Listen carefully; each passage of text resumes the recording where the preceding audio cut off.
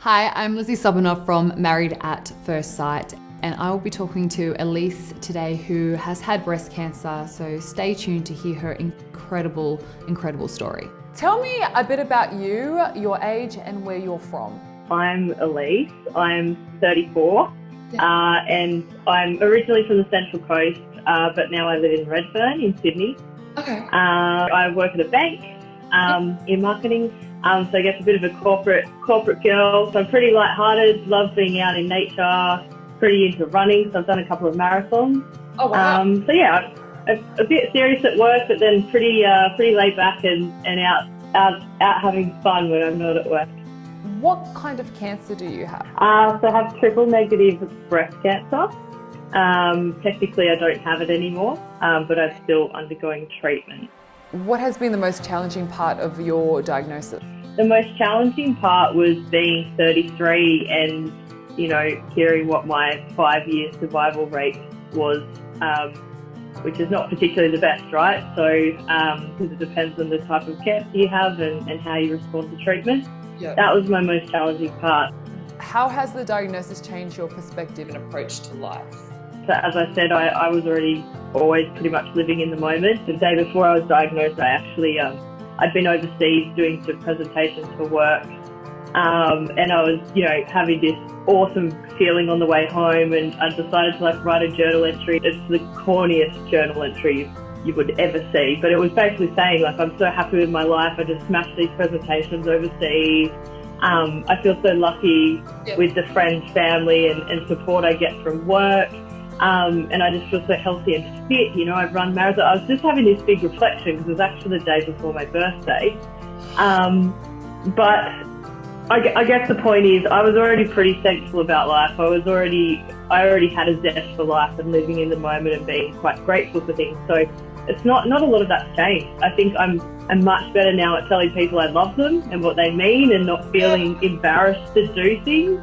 So that's probably the biggest change, actually. What are some of the things you wish people never said?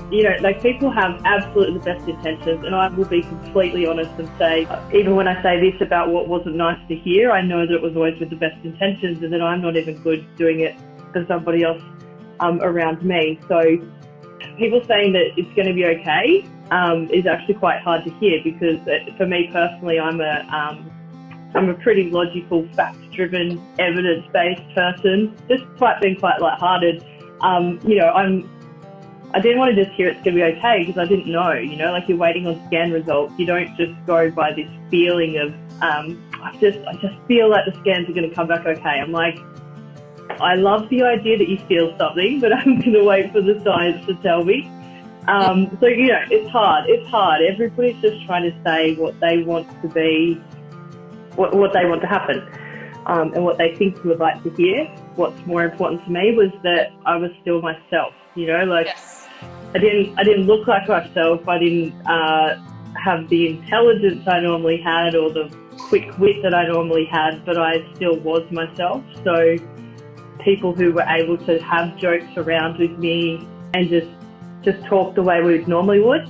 Sometimes I really did want to have serious conversations, but the people that were able to tell that I was in a mood where I wanted to have fun or just be an idiot or not talk about cancer was the other thing. But most important is to just make me feel like I'm still myself, even though everything about me looks and sounds different.